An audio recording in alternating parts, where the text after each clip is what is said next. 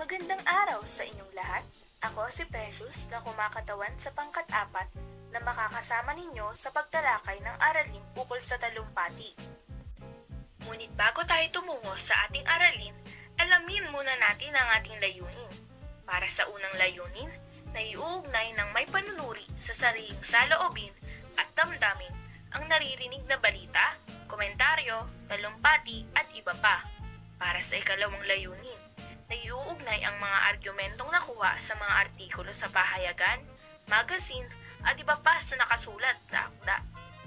Para sa ikatlong layunin, na ibibigay ang sariling pananaw o opinyon batay sa binasang anyo ng sanaysay, talumpati o editorial. At para naman sa ika-4 na layunin, nabibigyang kahulugan ang mga salitang di lantad ang kahulugan sa tulong ng word association. Para sa ika-5 layunin, na isusulat ang isang talumpati tungkol sa kontrobersyal na issue. At para sa huli, nasusuri ang kasanayan at kaisahan sa pagpapalawak ng pangungusap. Alam mo bang ang talumpati ang tawag sa sanaysay na binibigkas sa harap ng madla? Ang layunin ng isang talumpati ay mapaniwala ang mga nakikinig sa pangangatwilang ibinibigay na kaalaman ng nagsasalita, o kaya ay humihimok na gawin ang isang bagay ayon sa kanyang paniniwala at higit sa lahat, mabagong paniniwala ng mga nakikinig. Talumpati ay isang buod ng kaisipan o opinyon ng isang tao na pinapabatid ng pagsasalita sa entablado. Pangalawa, layunin nitong humikayat, tumugon, mga tuwiran, magbigay ng kaalaman o impormasyon at maglahad ng opinyon. Pangatlo, isang uri ito ng komunikasyong pampubliko na nagpapaliwanag sa isang paksa na binibigkas sa harap ng mga tagapakinig. Ako nga pala si Luis, ang magbabahagi sa inyo ng leksyon tungkol sa anyo ng talumpati. Panandali ang talumpati. Ito ay ang agarang pagsagot sa paksang ibinibigay sa mananalumpati at malaya siyang magbigay ng sariling pananaw. Talumpating walang paghahanda. Ito ay isang anyo ng talumpati na walang paghahanda kung saan binibigay lamang sa oras ng pagtatalumpati ang paksa. Sinusubok ang kaalaman ng mananalumpati sa paksa. Sa laulong talumpati, maaaring binabasa, isinasaulo o binabalangkas ang talumpati. Sa binabasang talumpati, inihanda at inayos ang sinusulat muna ang talumpati upang basahin ng malakas sa harap ng mga tagapakinig. Talumpati na nagpapaliwanag. Layunin ng talumpati na magbigay ng impormasyon o paliwanag sa pamamagitan ng pag-uulat at paglalarawan. Simple at direkta ang paglalahad ng impormasyon upang madaling maunawaan ng mga tagapakinig. Talumpati na nanghihikayat. Layunin nitong maka-impluwensya sa pag-iisip at kilos ng mga tagapakinig. Nagbibigay ng sapat na mga katibayan upang mahimok ang mga tagapakinig na paniwalaan ang mga sinasabing ideya o pananaw. Kinakailangan maalam ang nagsasalita sa kanyang pinupunto o sinasabi. Talumpati ng pagpapakilala.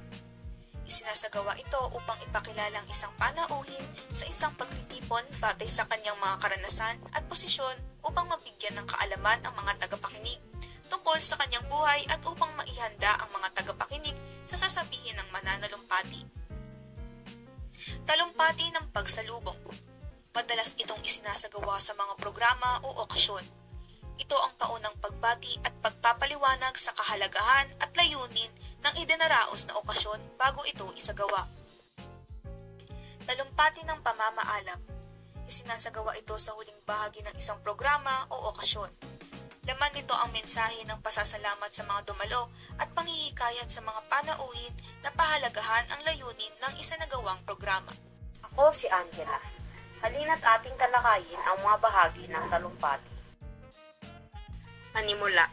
Sa bahaging ito, tinatawag ang pansin ng mga tagapakinig. Kadalasang gumagamit ng anekdota o mga linya o pahayag na panawag pansin ang nagtatalumpati upang pukawin ang interes ng mga tagapakinig. Paglalahad. Ang bahaging ito ang pinakakatawan sa talumpati. Dito inilalahad ang isyu at pagpapahayag ng diwa sa paksang tinatalakay. Dito rin ipinapaliwanag ng nagtatalumpati ang layunin ng kanyang talumpati sa mga tagapakinig. Paninindigan. Dito'y pinapaliwanag na nagtatalumpati ang kanyang mga katuwiran hinggil sa isyu. May layunin itong humikayat o magpaliwanag sa mga nakikinig. Konklusyon. Sa bahaging ito, binibigkas ang pangwakas na pangungusap ng isang talumpati. Kailangan din magtaglay ito ng masining na pangungusap upang mag-iwan ng kakintalan sa mga tagapakinig. Ako si Hana at ito ang mga hakbang sa pagsulat ng talumpati.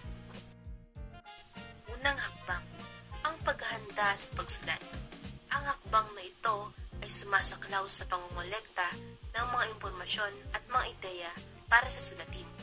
Dito isinasagawa ang pagpaplano sa paglikha, pagtuklas, pagdedevelop, pagsasaayos, at pagsubok sa mga ideya. Ikalawang hakbang. Ito ay ang aktwal na pagsulat. Sa hakbang na ito, isinasalin ang mga ideya sa mga pangungusap at talata. Malayang gumagamit ng iba't ibang pamamaraan o estilo sa paglalahad ng mga ideya. Maaari ring magdagdag at magbawas ng mga impormasyon o ideya na angkop sa pangunahing paksa o tema ng ginagawang talumpati. Ang pangatlo at ang huling hakbang ay ang pagre-rebisa.